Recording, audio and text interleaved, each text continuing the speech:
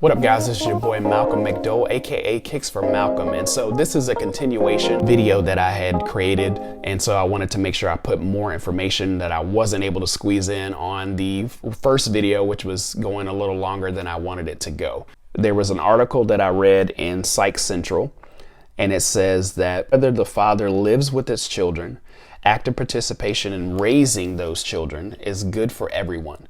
Kids become healthier adults, fathers come to a fuller and more complex maturity, and mothers have reliable co-parents that share responsibilities and challenges as well as accomplishments. And so when you see, as I mentioned earlier about single parent homes, some of the stats were saying that kids that don't have a father in the home are more likely, it was like over 47% end up in poverty. And so this is not necessarily that just because the mother is single and that she's not working hard enough so the kids are going to end up in poverty. That's not true, because I'm not under poverty, and I know there's plenty of people, Obama and many other people that are successful that didn't grow up with fathers in the home, literally.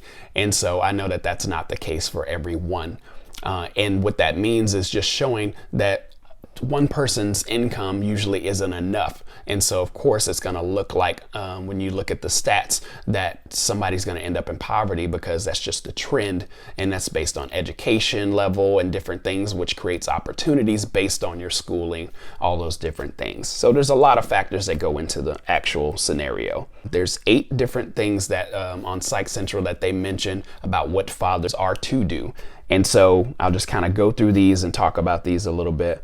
And it says, number 1, embrace your responsibility. It says, once you're a father, you are a father for life. And so I'm not a father myself. I'm not married yet, but that's something that I desire to have and desire to be. And that's something that I've always just like, I don't want to be like my dad, who wasn't his fault that he wasn't in my life. But in my mind, I already created that image that he already wasn't in my life, and that's his fault. And so even if you don't want to believe that, sometimes your thoughts still go to believing that, hey, they didn't want to be there. They didn't care enough to try to find you, or whatever that may be. And that's not the case at all. And so if you're a father, just make sure once you're a father for life. You know, you be there in your child's life, because that matters. It really does. Number 2, it says, be there. In a study after study, kids consistently say they would like to have more time with their dads. And so just be there, you know, even as a mentor, or even as somebody that spends time with kids and youth and different things that may not have a father figure in their life. They still want consistency. They still want you to be there. And so when they feel like they can't trust you, even as a kid, for me, I didn't have a lot of male figures that I respected that were always in my life that I could look to. And so I felt like that would have been more helpful for me in my development, which may have saved me, maybe, from a lot of the trouble that I ended up in later in life, because I was trying to act out from not having that. Number 3, it says, be there throughout their childhoods. There's no time in a child's life that doesn't count. So even when they're infants, even when they're small and they're growing up, developing, kids still have needs, and the father is able to provide needs that the mother is not able to provide, not just as just this authoritarian disciplinary person. It's, you know, there's more to it than that. And so a father needs to be involved in their child's life if it's at all possible. Sometimes it's just not possible based on incarceration, different things that inhibit that, but at least show them you care. Number 4, it says, respond to the needs of your kids, not your relationship with their mother. So if you're not married, or even if you are, some people have irreconcilable differences. Some people don't have a good relationship with the person that they have children with. And so that causes friction, which the kids see that and they imitate those things, which affects their relationship with both of you later in life. So that's just something to pay attention to. Number 5, it says, be respectful and appreciative of the relationship with their mother. If the mom's a good mom, she's a good mom. She's taking care of the kids. She's feeding them, taking them to school, doing their thing. My mom, even when she was single, when there were times where there wasn't a father or a guy in the house, my mom always worked. My mom always made sure I was fed. I didn't have the nicest clothes all the time, but I had newer or new clothes. I may have had off-brand clothes, but I had something. And I may not have been as grateful back then, because you're trying to be important, trying to look cool, you know, trying not to get picked on practically.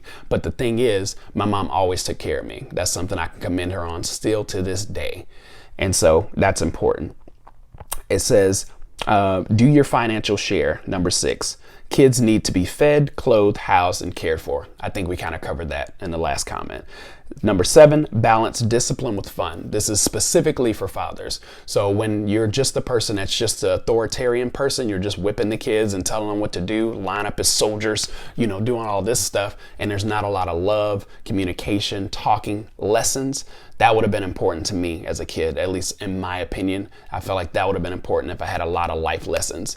I got whippings. My mom definitely whooped me when I talked back or did anything disrespectful or even talked back to teachers, but there was not a lot of lessons in it, and I felt like that would have helped me in life to know why I was getting these whoopings or how to not go about this way. Because sometimes I felt like that was the only path I could take, and this is why I'm doing what I'm doing. So leave me alone, Mom, practically.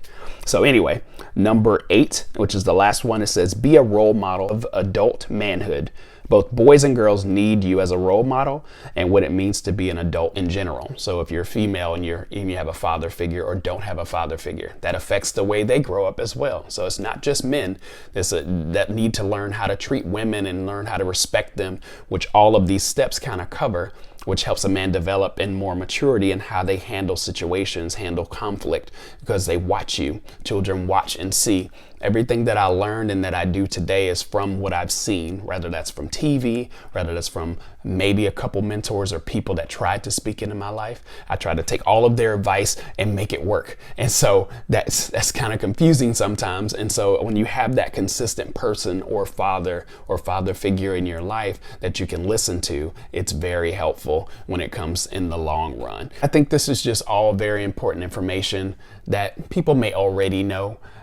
This is just considering the things that I felt like would be helpful that I would have needed to know back in the day that would have maybe caused my development to be a little bit different, caused me to not give up so easily and think school was so hard, so let's quit, or why go to school? This is pointless. Why respect authority? And that's obviously not the only factor. But I feel like if I had a father that was the disciplinary person, which would have helped too, and still somebody that cared to share advice and teach me how to be a responsible person, I think that would have affected my future, which could have changed a lot sooner rather than later in life. And so I just think it's all super helpful, and I hope this video was helpful for anyone that listened, anyone that watched. Please share if you have somebody you think this will be helpful for. If you haven't subscribed, make sure you subscribe, and I will see you guys next time. Blessings.